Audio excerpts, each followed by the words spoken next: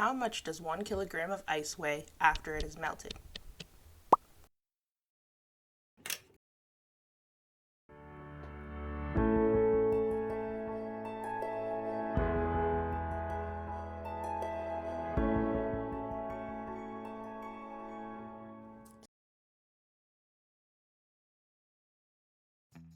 One of the fundamental laws of nature is that matter can neither be created nor destroyed.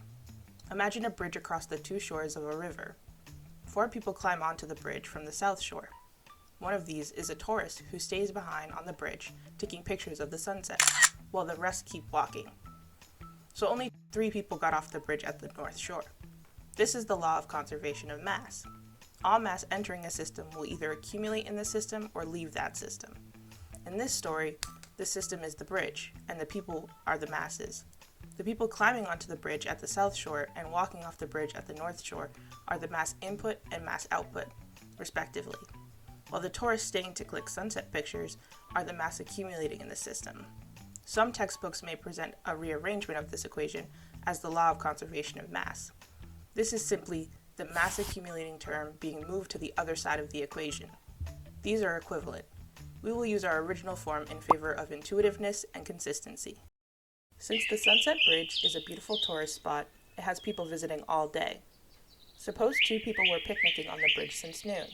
Now, in the evening, 4 people climb onto the bridge from the south shore. One of them stays behind to take pictures of the sunset, and 5 people get off the bridge at the north shore. Let's write down the mass balance equation for the bridge this evening.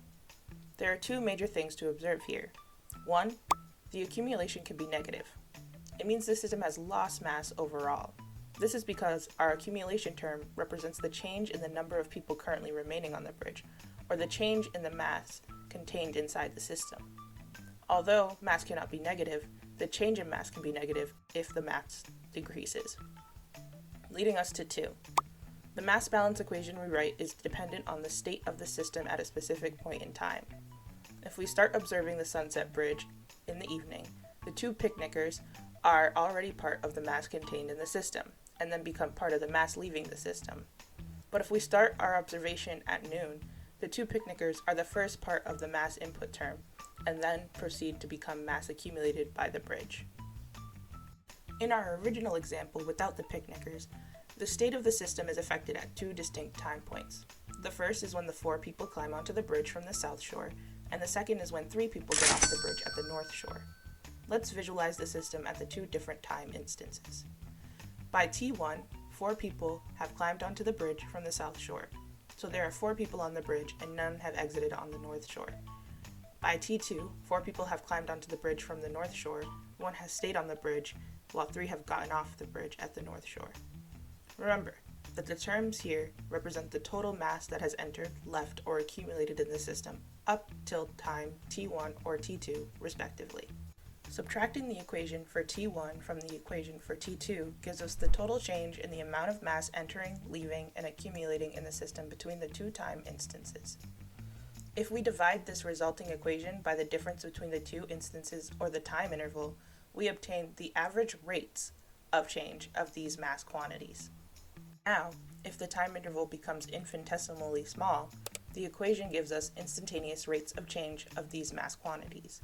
Thus, the time derivative of our original equation shows us that the rate of mass accumulating in the system, subtracted from the rate of mass entering the system, is equal to the rate of mass leaving the system.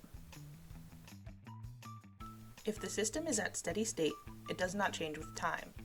At the Sunset Bridge, this could be the case if the bridge were to be sealed shut at both ends, for instance. In such a system, there would be no accumulating mass because the system accumulating mass implies that the system is changing with time. When we take the time derivative of this equation at steady state, the derivative of the constant term becomes 0, and we are left with the steady state equation. Rate of mass entering the system is equal to rate of mass leaving the system. What if, along with a sidewalk for pedestrians, the bridge also had a road for cars? Just like pedestrian tourists stopping to take pictures at the sunset, some of the cars may also make a stop on the bridge. The total mass of pedestrians in the system will once again be conserved. Independently, the mass of cars will also be conserved by the same principle. If we add both these equations, we will find that the total mass of travelers in the system is conserved. We could put together n variety of travelers and get the same result. If a system contains n number of components, the law of conservation of mass holds true for each component individually, contributing to the total mass balance. Let us consider the time derivative for these equations. The dot above a quantity denotes its derivative. If we apply the steady state conditions that the system does not change with time, we obtain the steady state total mass balance equation for a system with multiple components.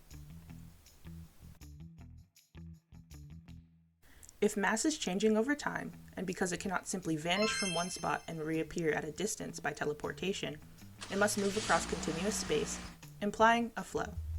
Thus, we use the word stream to refer to the movement of mass in the system. The steady-state total mass balance equation can be used to describe a system in which several flowing streams bring material into the system and several streams take material out of the system.